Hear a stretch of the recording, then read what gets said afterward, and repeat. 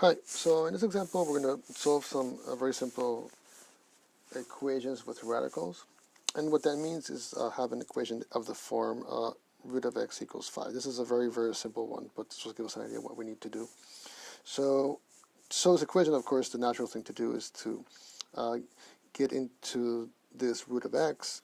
We need to get the x by itself, so the natural way to do would be, well, we square both sides, right? We square the root of x, we square the 5. The square root of x becomes just x, so clearly x is 25. That's a very simple example, and you can leave it like that. That's going to give us to the next following examples. So, of course, if I have something of the sorts, root of x plus 3 equals 2, then the same thing happens. I can square everything. The square of the x plus 3 will cancel the square root, and it becomes just x plus 3. And on the right side, this, of course, becomes a 4. So you get x equals to 1 once you subtract the 3, right? And you can check always the work, of course. If you plug in a 1 in here, you would have gotten a root of 4, which is equal to 2. Okay, so two very simple examples.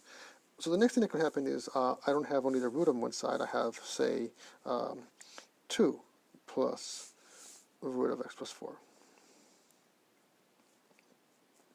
equal to 10. So this case, be careful. You should not square everything on this side only, like as it is, because what we need to remember is that a plus b, no matter what a and b are, a plus b squared is not just a squared plus b squared, right? It's a common mistake. This is not just a squared plus b squared. What it is equal to, it's equal to the first quantity squared twice the first times the second, and the second quantity squared. So if you square this as it is, you have the 4, but you have to have 4 times the root of x plus 4, right? That would be this term. And then the square of this term, which is x plus 4. So this gets, you didn't solve the issue of you having the root. You still have a root in here in the equation, so that doesn't work. So what we need to do, I need to organize this, so let me erase this. What we need to do is to not have to deal with that binomial expanded, we can just not square this.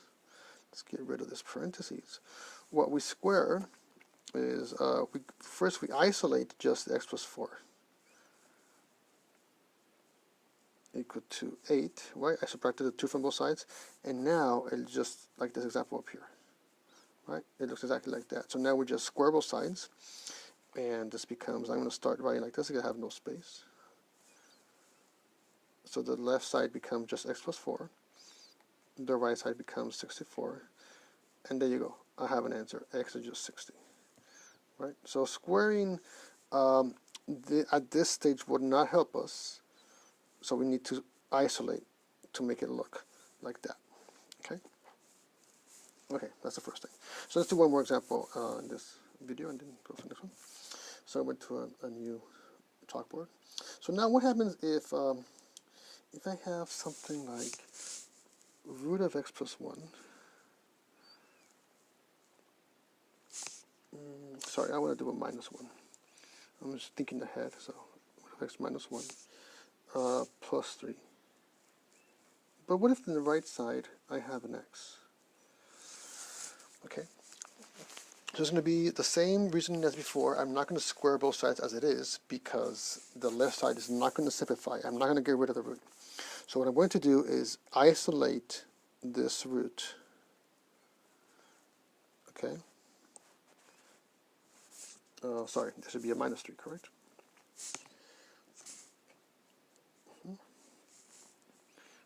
If I subtract, I get a minus 3. And now we square both sides, right? So if I square this side, the root cancels. If I square this side, I'm going to have a binomial squared.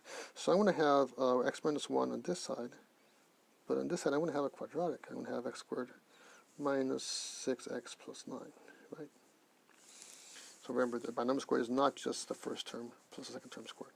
You have this double middle term, always. So it becomes a quadratic, which I should know how to solve by now. I have to put equal to 0 and either try to factor or square formula. So I'm going to do that. Leave the 0 on this side because I have a positive x squared. If I subtract an x, I get a negative 7x. If I add a 1, I get a plus 10. So there's now it became the quadratic that I need to solve. And I can factor. I can factor like x minus 5, x minus 2.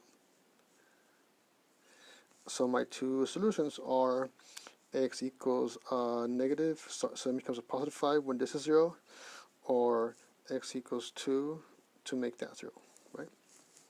Now, something we check carefully is that we should really be checking that at this level, my answers make sense.